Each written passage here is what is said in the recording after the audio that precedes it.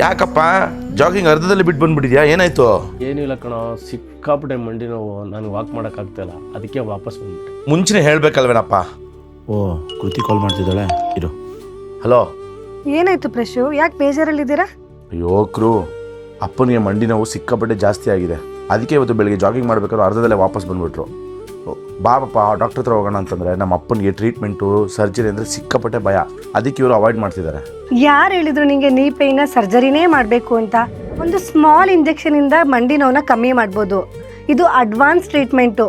US ಮತ್ತು UK ಇತ್ತು, ಈಗ ಬೆಂಗಳೂರಲ್ಲಿ ಕೂಡ ಬಂದಿದೆ. ಸರಿ ಅಪ್ಪ, ಯಾವುದೇ ರೀತಿ ಸರ್ಜರಿ ಇಲ್ಲದೆ ಟ್ರೀಟ್ಮೆಂಟ್ ಮಾಡ್ತಾರಂತೆ. ನಿನ್ನ ಮಂಡಿ ನೋವು ಪೂರ್ತಿ ಸರಿ ಹೋಗುತ್ತೆ, ಹೋಗೋಣ? ಹೌದಾ, ಹೋಗೋಣ. ಆಗ ನಮ್ಮಪ್ಪನ Nexus pain management Indiranagar 80 feet ರೋಡ್ಗೆ ಕರ್ಕೊಂಬಂದೆ.